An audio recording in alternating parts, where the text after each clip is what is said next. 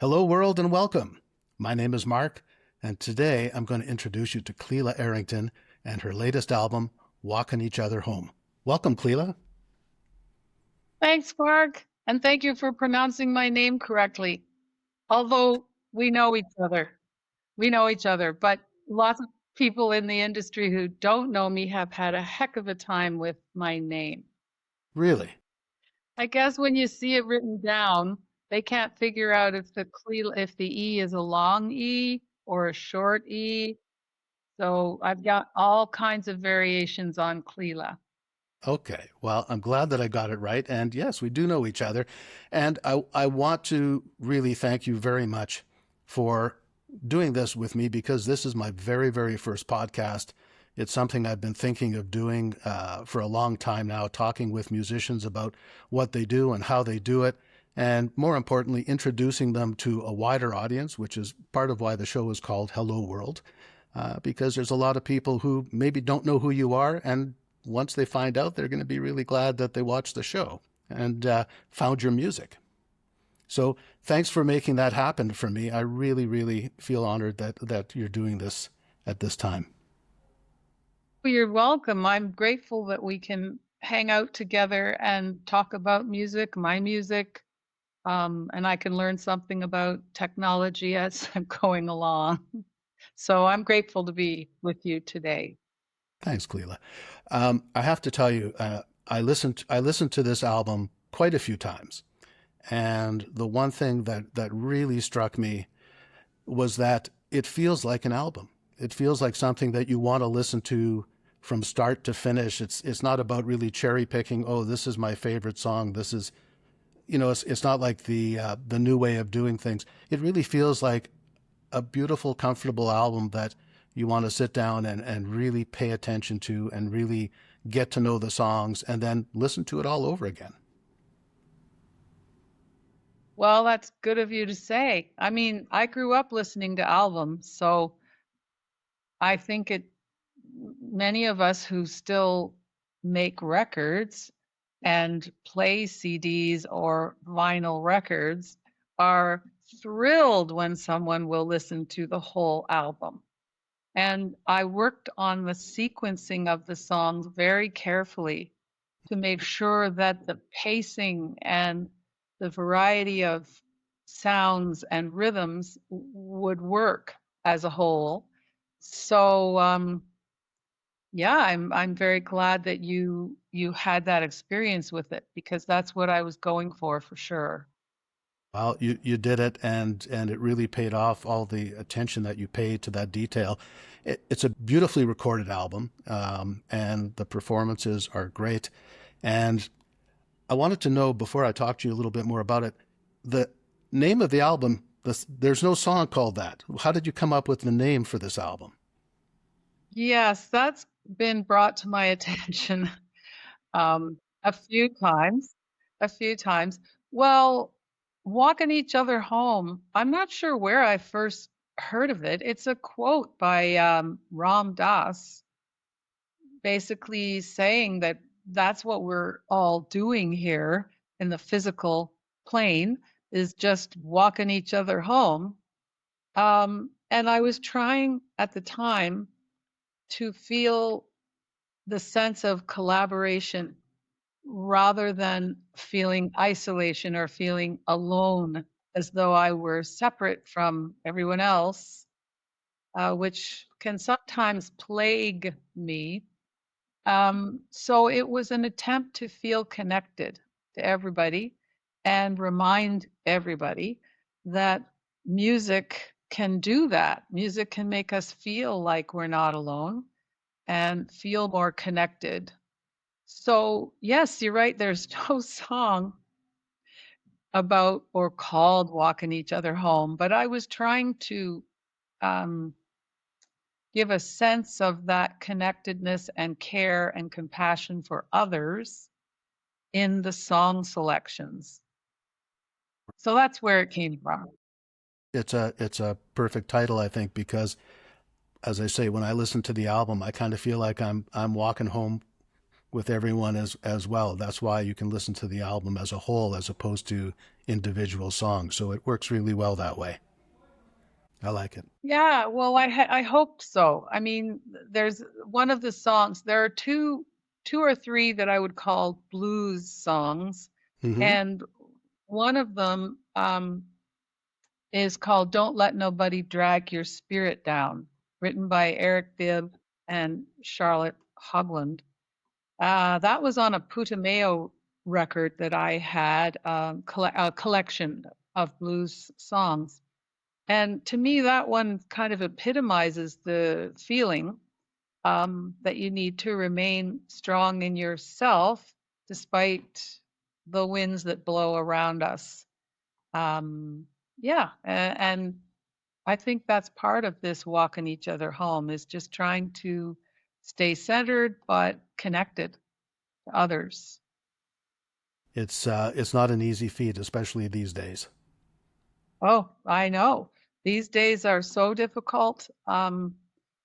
I'm lately being drawn to listen to helpful podcasts and all kinds of people who are trying to give us clues as to how to stay centered. Um, and I'm sure you've seen some of the videos of the Buddhist monks that are walking across the United States Mm-hmm. in an attempt to simply bring awareness to peace. So yeah, these days are very difficult for everyone, I think. Um, but we are encouraged by others to continue to try and take care of ourselves and do our work because and still be happy if we can. It's not easy, I know that, but that there is no remedy to solving the problems of the outer world without staying centered in yourself, trying to take care of yourself and your loved ones, and to continue to do whatever your work is, because those are the only things we have any level of control over.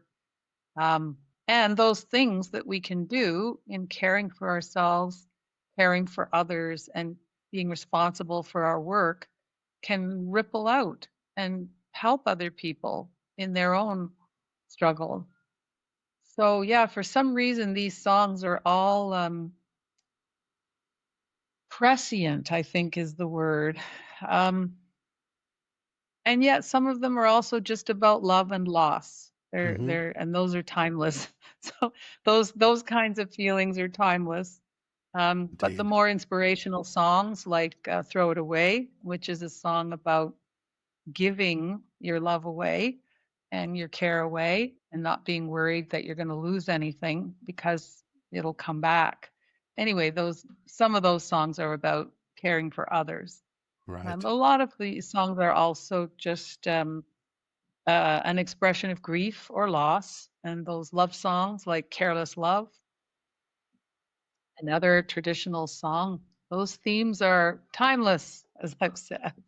They're definitely timeless themes, and yet at the same time, when I hear them on the album, they sound fresh, and that's a beautiful thing. So you're bringing yourself to the music, and it shows, and it really makes a big difference when you hear the song. There's some songs that are timeless songs that I might not have heard before, but I'll discover them through hearing someone like yourself sing them and play them. And it's new all over again. And then I can go back through all the other versions and do some some history on it and see, oh, where did that come? Who wrote that? Who played that? Yeah, How many different times has that song been recorded? And then it's a beautiful journey through the song itself and why it came to be. for sure. I think Careless Love is a great example of that because that's been recorded by, apparently, has been recorded by people like Ray Charles, Nat King Cole. Um, Back in the folk tradition, it would have been Pete Seeger, Leadbelly, and more recently, the version I recall in the last 20 years was Madeline Peru. Mm-hmm. She made an album with Joni Mitchell's former husband, whose name is escaping me at The this the bass the moment. bass player? The bass player, he Okay. produced a beautiful record of Madeline Peru. Mm-hmm. And she did a version of Careless Love, but the lyrics were updated. Mm-hmm. Whereas the version I covered is straight out of a folk book. So they're the old lyrics, which I guess many music people were not familiar with the old lyrics. But I did a bit of a dive on that song before recording it, and it was recorded by the old version. The old lyrics were recorded by Pete Seeger and Leadbelly, which is kind of funny because it features us. The story is of a woman who becomes pregnant by her lover and then is abandoned by her lover. Another timeless story. So the lyrics are very female centric in that older version, and yet there was Leadbelly and Pete Seeger singing the old lyrics. Now I wear my apron high. You pass my door, walk on by.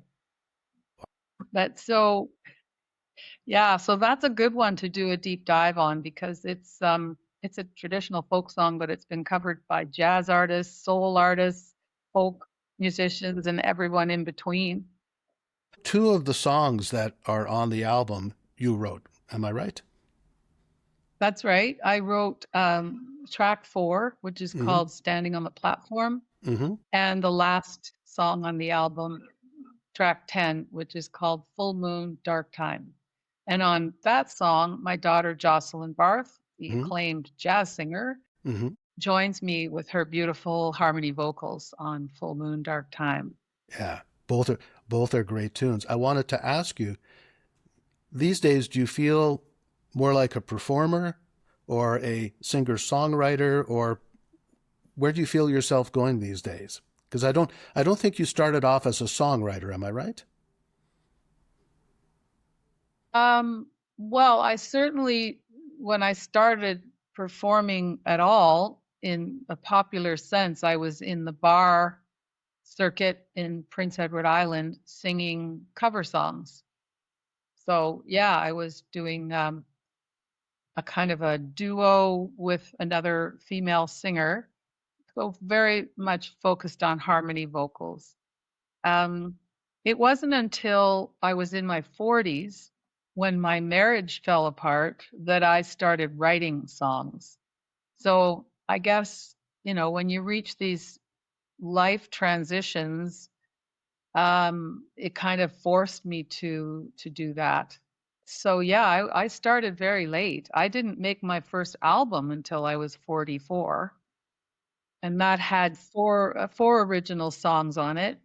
Um, and all of them were instrumentals. So I started by playing guitar and harmonica. I didn't have lyrics until my second album in Yeti in 2002. So yeah, I was very late to the game, and really, I think I consider myself a singer, an interpreter, and a songwriter. But I don't write songs a lot. And I'm not as good as a lyricist as I am with melody. Um, and I'm also a very basic guitar player. So I can play certain chords, I can play some strumming patterns and finger picking patterns, but I can't play riffs really. So I'm limited to some degree as to what I can accompany myself with. So playing on making this record, most recent record, Walking Each Other Home, I was able to work with very good musicians, and that just meant I could um, count on them to provide the grooves for the blues songs. I can play the chords, and I am. I'm playing guitar on all the songs, Mm-hmm. but in terms of grooves, I had to rely on other musicians to provide that. Um, does that answer your question? Yeah, it does, and now it brings to mind something else. Is that have you ever or have you considered maybe doing some collaborations with a lyricist so that you can bring your melodic sense and other things to something that you didn't necessarily write all of the lyrics to? Well, yes and no. By that, I don't usually think of it for myself, probably Mm-hmm. because I don't feel um, that I would be successful in that kind of endeavor Mm-hmm. if I was co-writing. Mm-hmm. I did try that once and it was hopeless. Mm. But recently, there's another musician in Toronto who is also a poet and has had some success songwriting. So he and I connected, and he did send me two of his lyrics, and I made up the melody and chords for it. And that was fun. And he seemed to like what we created. And most of what it was, because my guitar playing is very basic, they kind of came out like country songs, very simple and heartfelt. And he's asked me to join him and one of his songwriting partners to try collaborate on something. So I'll give it a whirl, but it has not been something I was very good at. But I'm happy to give it a try. Right. Well, I mean, As one of the reasons I thought of it is that there's many, many instances of, at least in my mind, of some of the best songs out there, especially, from my Canadian bands that I'm thinking of, always came from collaboration. The solo stuff was great too, but there's sometimes, when you get a collaboration going. I mean, most famously like Lennon McCartney, things, people like that right. who bounce off each other in ways that maybe are not always easy, maybe are not always fun, but something happens. There's a magic that happens when two particular people get together and form that kind of bond, that partnership, both intellectually and musically and through friendship, and just things happen because it's a little bit more magical. And as you say, you're not really alone at that point. You're with someone else doing something, and it gets kind of interesting sometimes, I think. I totally agree with that. I mean, that's certainly what happened in the recording sessions. Um, because we didn't, basically, I was asked to send a voice memo or a recording of the songs we were going to tackle for the first recording session, which were 3 songs. But otherwise, I'd never worked with those people before. Jimmy Boskill was the co-producer and put together the musicians for the sessions. And yeah, whatever happened in that studio was totally magical. So that collaboration definitely, I think what's the expression? The sum is greater than The, yes, I know what you mean. the sum is greater than the parts, Mm-hmm. something like that. Yeah, So it's yes, I mean, I experienced that playing with other musicians. I just haven't worked on songwriting so mhm. much in that way. Well, But yeah, absolutely. If people are, have a good connection, then that's what happens. You end up with something great. I'll be watching for these new songs with the poet you're talking about. Keep me up. Well, Keep we'll keep me see. up. We'll see Keep how it me up to goes. date. Yeah, Okay. I'll let you know.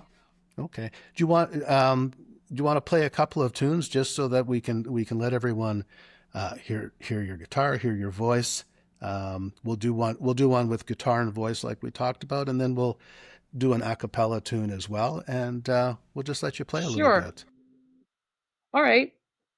I think I can do Careless Love in this. This is an open F tuning, and that's how I learned how to play Careless Love. Great.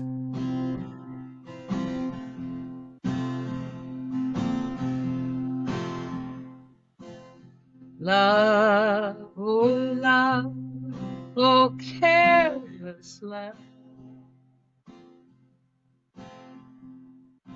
Love, oh love, oh careless love.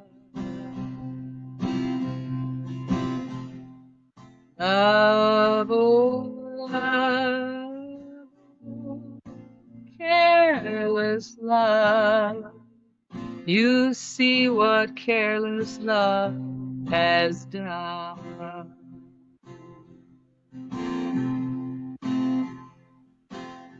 Once I wore my apron low, once I wore my apron low.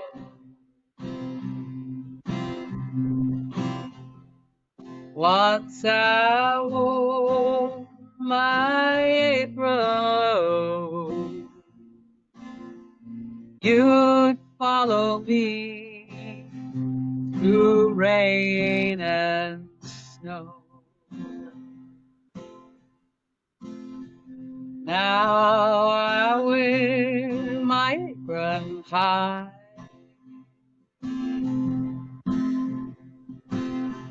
now I wear my apron high. Now I wear my apron high. You see my door and pass on by. Love, oh love, oh careless love. Love, oh love, oh careless love.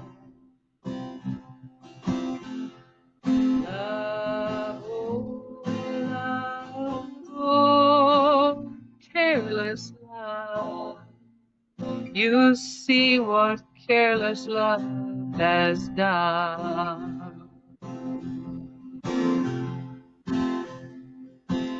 I cried last night and the night before.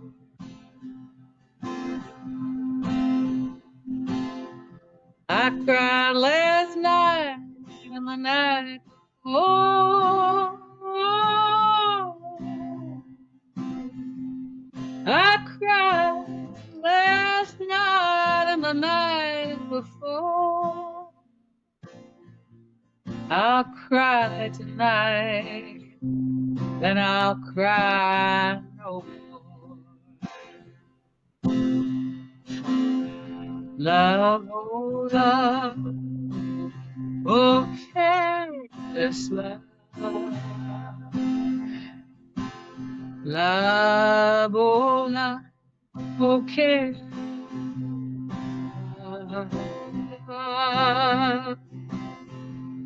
Love, love, careless love. You see what careless love has done. Love, oh love, oh careless love. You see what careless love has done.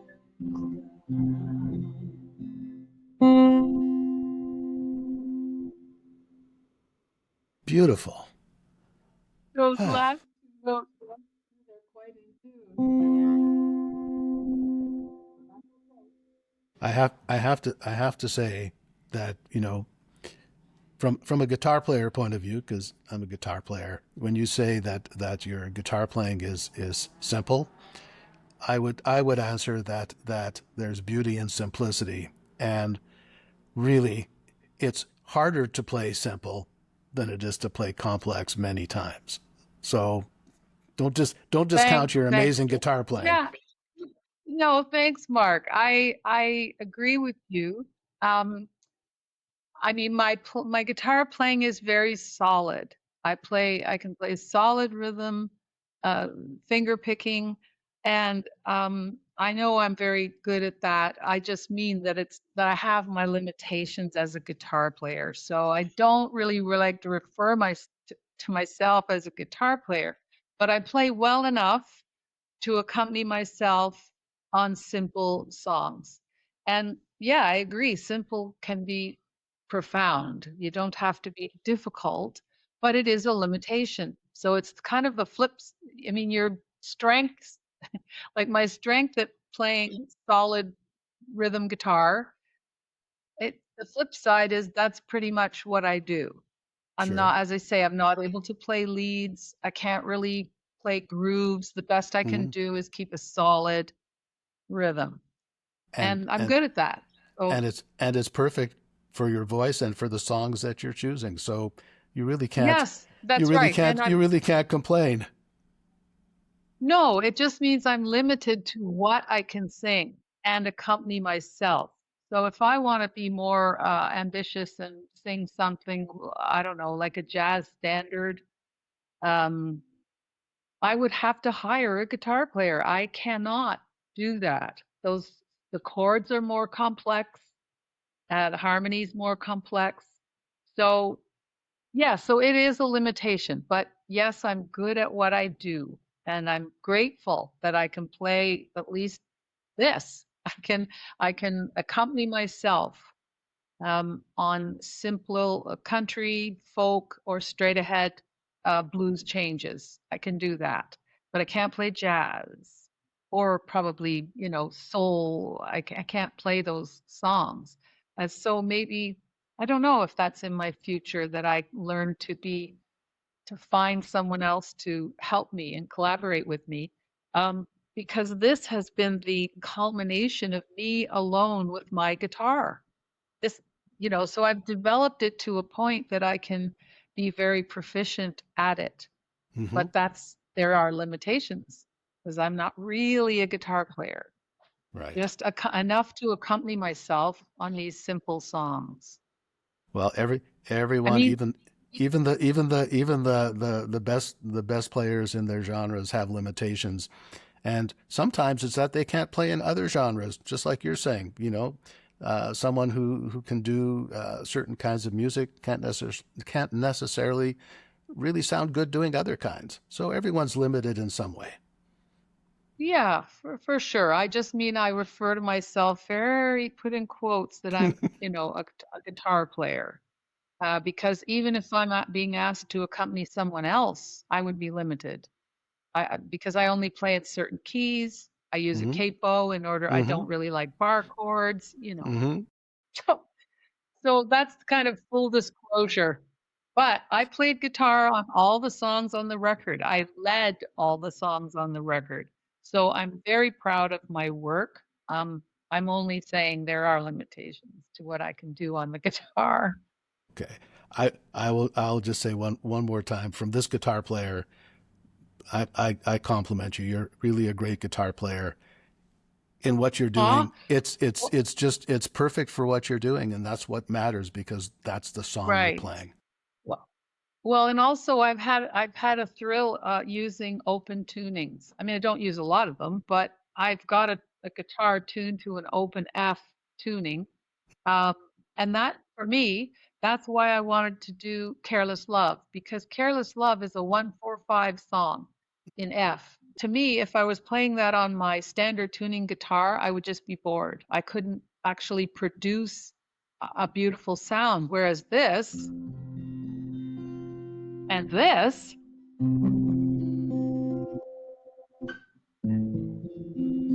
come on, that beats 1-4-5 any day, but it is only adding, I guess, harmonic to those chords, particular notes, to create a more interesting sound to me. So I could, I had to ask, like I had to contact my daughter Jocelyn Barth to create charts for these songs when I was going to present the CD live. Um, because I didn't know what all these chords were. So we had to listen to, we had to figure out what notes are those and what does that make it? What is that chord? In any case, you can see where I'm going with this. That this open tuning sound is just beautiful. So it automatically makes me feel like singing or finding something to sing to these beautiful chords. How did you come up with that yourself, or is it something you use in your songwriting? Tell me about you and open tunings. I think I just discovered at some point I probably Googled open D tuning for whatever Mm-hmm. reason. Maybe that's more common. I don't Mm-hmm. know. So I just used that tuning and bumped it up to F because that's where my voice sits better. It's still Mm-hmm. pretty low, right? Love, oh love, like that's pretty low. Love, oh careless love. But that's where it's a very comfortable Mm-hmm. range for me. Right. So I just left it at an F. So it's really just I had to write down the notes. Mm-hmm. I think it's F C F C. So yeah, it's a lot of Fs, a couple of C's and an A. But it means that when you want to place your hands to create chords, Mm-hmm. one of the positions, uh, is that an E minor 7 position in standard guitar playing? That Mm-hmm. gives you this. Yeah. So just that position alone gives you a few choices. Then you can also use a E major position, and it creates that. Yeah, and And then you've these, got a counter bass thing going on in this song, like a counterpoint with the bass that you're doing in those chords that comes through really beautifully too. yeah, so it's just the tuning, and I'm using whatever simple positions that I know, or shapes, I would call them guitar, Yeah, finger guitar shapes shapes. Hmm. to create other chords. Yeah, I just find this very inspiring, this open tuning.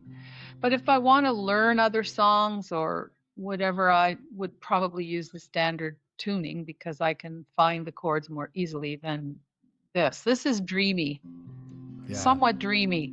So if you're trying to be specific and you want to learn a particular song, I mean, you can do some stuff on this. I think you can do things like, but it's too high. Don't it always seem to go that you don't know what you got till it's gone? yeah, Pave paradise, put up a parking lot. Ooh, tap, tap. So I'm pretty sure Joni, apparently she has many different tunings, Joni Mitchell. So I've not really plumbed her material, partly because it's hard, really it's hard. very hard. A lot Well, harder and than learning Careless Love.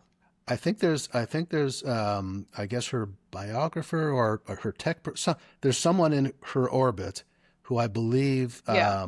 kept all that stuff going and there's a website out there, a Joni Mitchell website that literally goes through song by song where all that information Wow. is kind A of kept. So tablature, like I don't know the if there's actual tablature.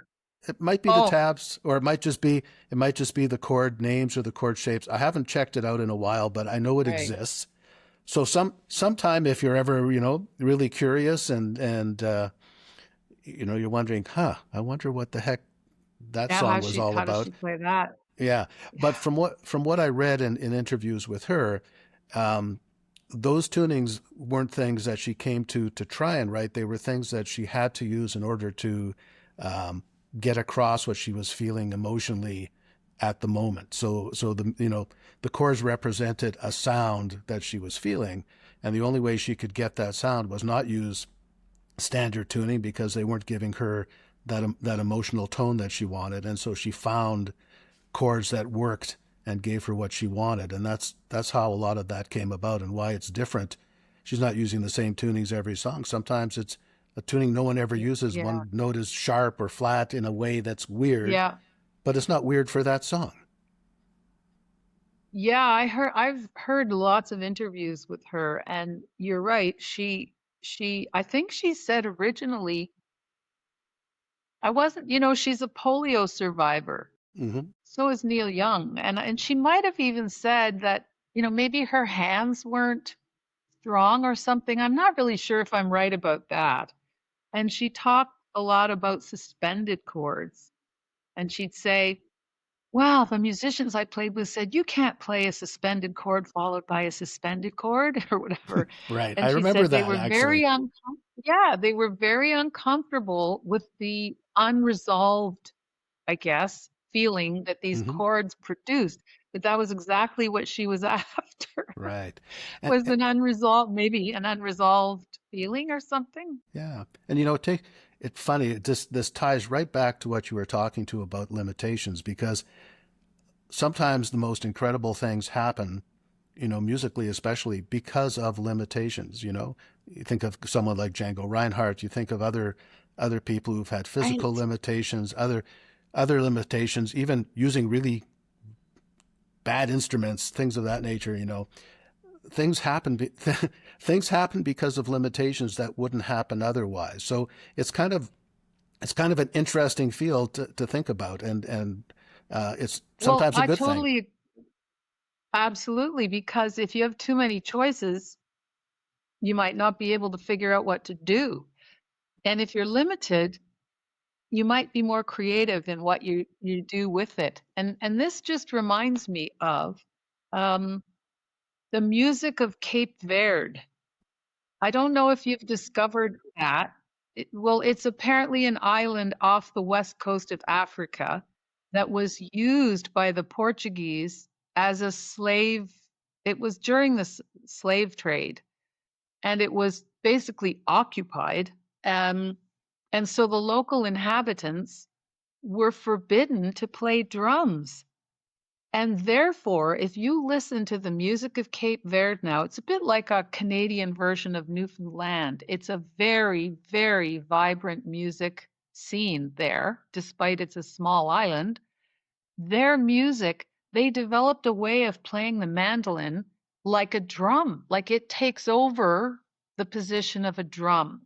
You can hear it in some of the music by Caesarea Evora, spelled Evora. Caesarea was one of their main exports who became famous, somewhat famous during the 1990s.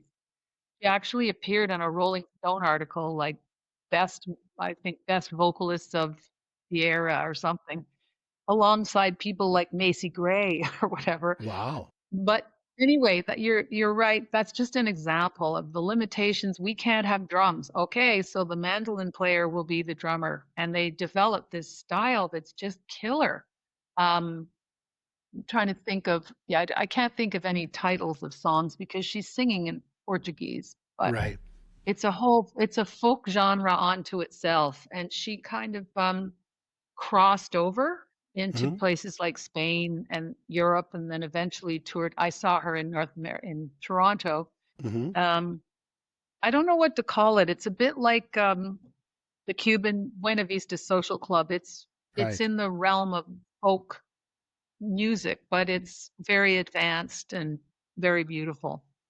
One of the things I wanted to ask you about with your songwriting, and I don't want to forget about it, is because I was listening to your album on the Apple Music, it kind of will flip to the next album because you have more than one album on there, which is great. And Yeah, right. and I like that because I got lost in the album I was listening to, and next thing I know, I'm into another album of yours. And there was a song called "More Love and Happiness." I got you have to tell me a little bit about that because I really fell in love with that song. I know it's not this album we're talking Oh, about, but r- I just right. really No, fell in love with that song. I didn't know if you. It said it was written for the McGarrigle sisters, I believe. But I didn't know if you wrote it. I need to know more. It almost seems like an anthem to me. oh, that's great. Thank you for asking about it, Mark. More Love and Happiness. I did write that song. It came about, I think it was in 2010 that Kate McGarrigle passed away.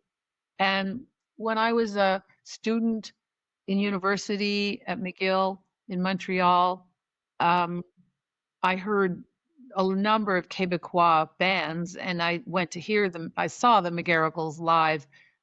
So I had always had some of their albums, Dancer with Bruised Knees. I mean, to me, they were almost akin to your Gordon Lightfoots and your Joni Mitchells and your Neil Youngs.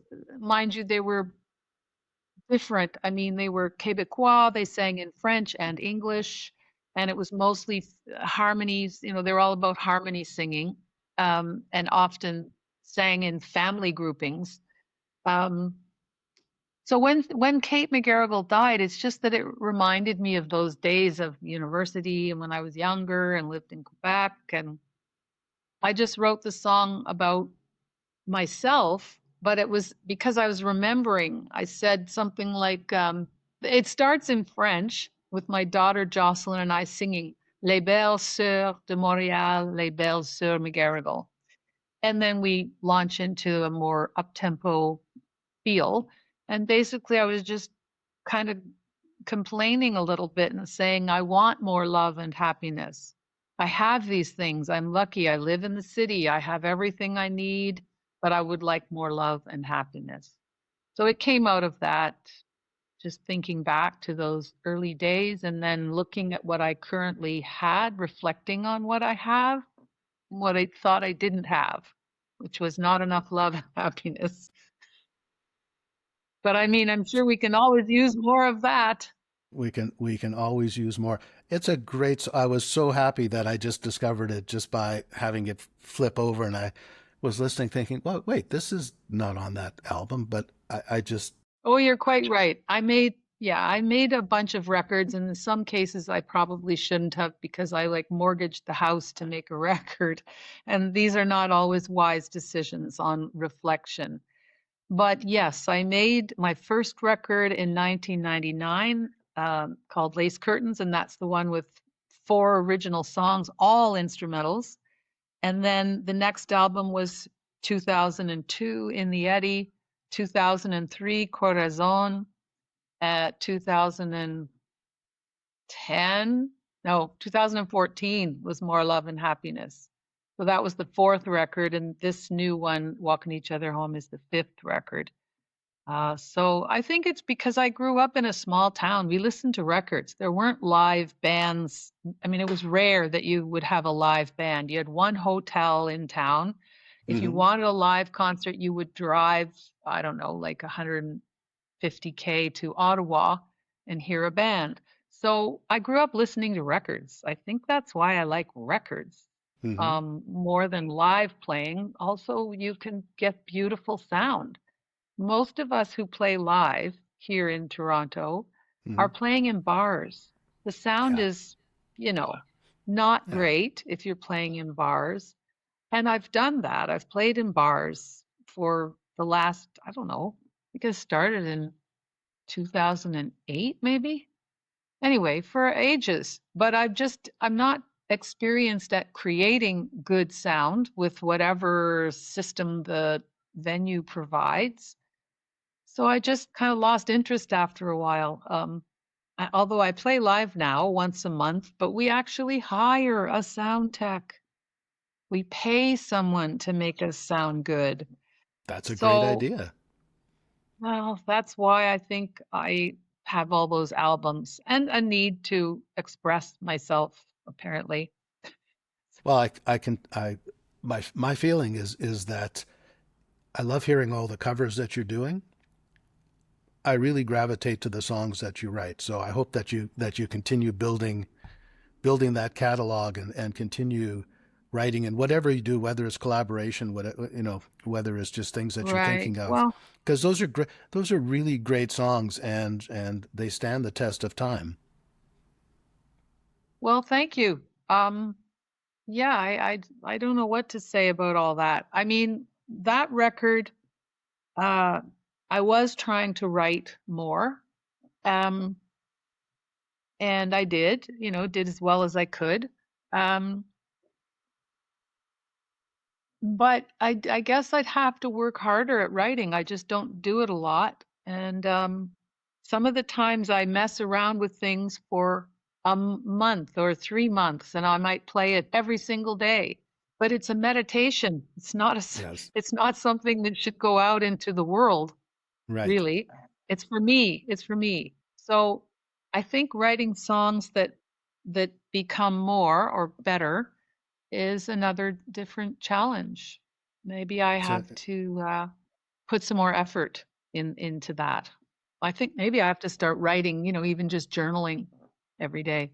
there's a lot of ways to approach it, and um, I want to segue actually into we were talked about you doing an a cappella tune. Would you sing something for us?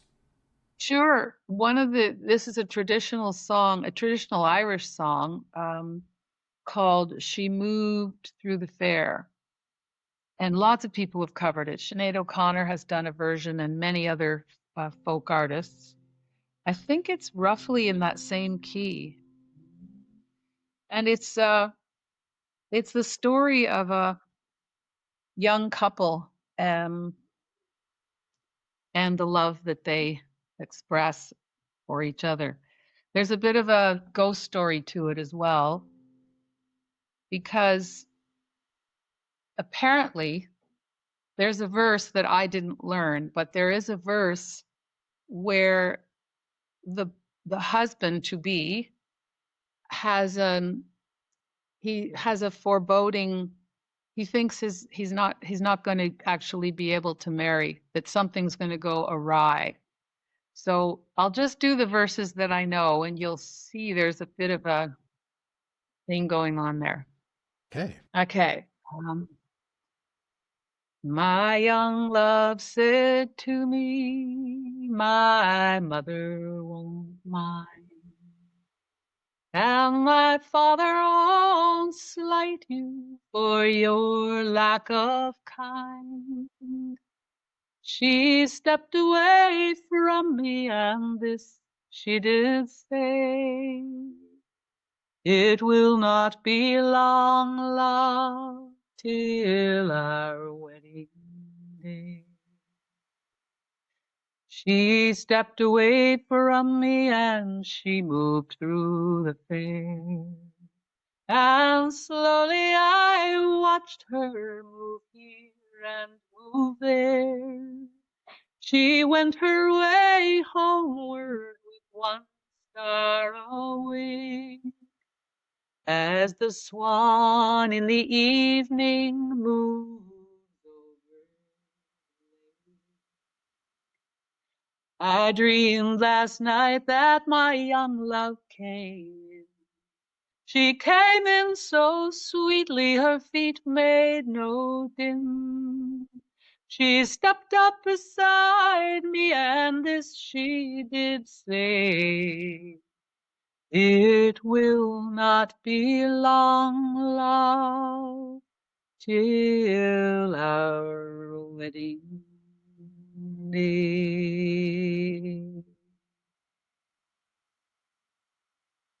Beautiful. You have to imagine that song with the harmonium, that Yeah. drone. The droning. Anyway, it's a traditional Irish, of course, a love ballad, unrequited love. It's great to hear it sung a cappella, and I can just imagine it with the harmonium and the droning and um, Yeah, you can imagine Lorena McKennitt doing a bang up job of that song. I want to talk to you a little bit too about what you're doing in Toronto at Transac and workshopping things. Um, you mentioned to me too about you're getting calls to do. I think the way I'm seeing things is you're getting calls to do things now. You were at Hughes Room. You talked to someone about how you felt so supported and loved there, and people are asking you to do things, and you're doing residency and you're workshopping. You're playing with other people. I think there's a real you've hit another level now.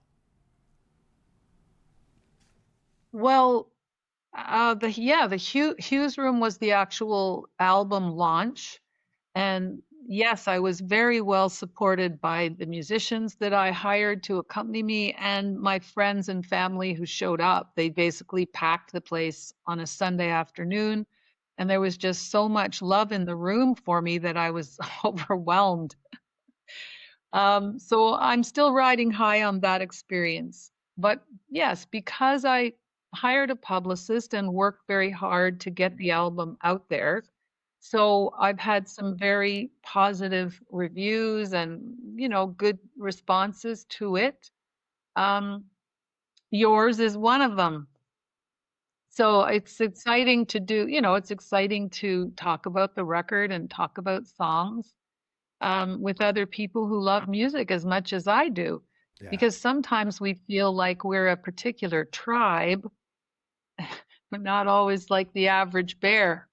Many people don't even listen to CDs anymore. And if you buy a new car, it won't have a CD player in it. So musicians who still continue to make albums and Hmm. CDs and even vinyl is making a comeback. So um, I think there are just a number of ripple effects of having put the work out there that I'm getting a benefit back from that.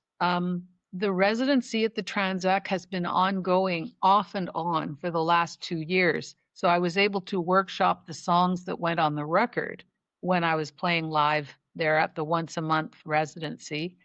Um, I'm still working on playing with other people or shifting what I mean, I don't know where this is all going to go.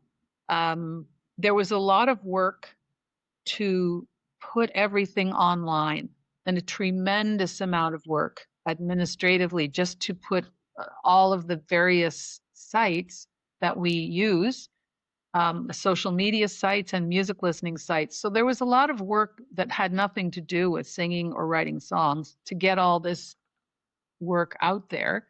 So now it's out there. That's great. Um, yeah, I just hope I can keep the momentum going. And as you've suggested, maybe try writing some more songs. I mean, I'll be performing at the Toronto annual folk uh, festival called Winter Folk Roots and Blues. So that's Hmm. happening in February. And there's a beautiful folk club in East End, Toronto called Acoustic Harvest. So I'll be performing there as well. Um, and my good friend Barbara Lynch, with whom I shared these residencies at the Transac, she also made a record at the same time that I did. She Wow. was picked up by, her record was picked up by Michael Timmons of the Cowboy Junkies. So she's now on the Cowboy Junkies label. And she's promoting her record too, and she's been hired to perform at a local venue, and I backed her up on harmonica and harmony vocals on a few songs. So I'll be performing with Barbara in March at one of the venues in Toronto. So they're little bits and bobs. Um, I was also asked by some friends out in the Peterborough music community north of Toronto to participate in a house concert series that they have, and that would be in the spring. I don't want to drive out there in the snow. Maybe they don't even do it. I don't know. But anyway, so yeah, little things are happening. I still have my part day job. So Hmm. I still have a little paycheck that comes in that helps me uh, keep the wolf from the door, and I don't have to rely on music for my income. I mean, anything I get is great from music, but I don't have to rely on it. I rely on my little part-time job. So, yeah, I think things are relatively balanced and going well. Um, Yeah, I just need to continue to do work on myself. All this work, earlier stuff we talked about caring for yourself. So all of that still needs to happen, caring for the physical well-being and emotional well-being and so on. Um, yeah, and I'm in a good position to do it. I have a little tiny little apartment and a tiny little car and a tiny little day job. So all of those things kind of, when you put them together, it creates a pretty good little foundation to keep, take care of yourself and keep working creatively as best you can. All the tiny stuff adds up. The big dream was to get this record done. Now that it's done, I don't know what the next thing is. I haven't really gotten to the next thing. Now that you've got your album, now that you've got your residencies, you've got other things that you're doing. Of course, this whole thing with maintaining your presence, not just Yeah. performance, but really making sure that you're getting, you'll get paid for things that are played on the radio. You'll get paid for digital downloads. All that stuff adds up, and it requires maintenance. It's never just one, two, three, and you're done. Right. You have to go back and you have to, because there's always updates and there's always different platforms and there's always different things that need to be Right. done. So you can't just do Yeah. it once and let it go. Well, I've sort of noted that because I got a few album orders from Bandcamp, Hmm. but I didn't see the order. I didn't receive any notification from Bandcamp that I had orders.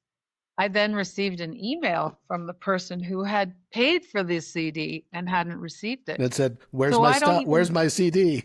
yeah, I don't even know if Bandcamp, if it's, if the site is supposed to let you know when you have an order, or if it's my responsibility to visit the site, check the orders.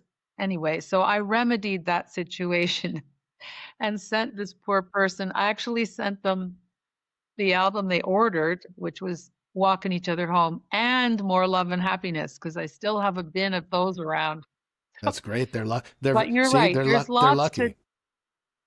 There's lots to maintain once you've created all these online platforms, or you've peopled them, you have populated them, you have to do that Yeah, work. you have to do the So yeah, I'm maintenance. still doing that work, and I'll just wait and see. I don't know what's going to come. I think I have to write more. I think I have to either even just journal. I have to put pen to paper and see what comes. But now I'm going to say thank you because this was an incredibly quick hour of talk and music. And Yeah, a lot, I hope the sound quality is good and it all works out. I'm sure it will. Again, it was such a pleasure. And thank you again for doing this very first podcast. This is monumental for me. It's going to really, there's a lot of people already who are interested in doing the same thing and having these kinds of conversations. And it wouldn't have happened without you saying yes to the first one. So thank you again. You're welcome, Mark. Thanks for asking. It's exciting. Okay. I will talk to you soon. And thank you once again. Take care. Bye. Bye bye.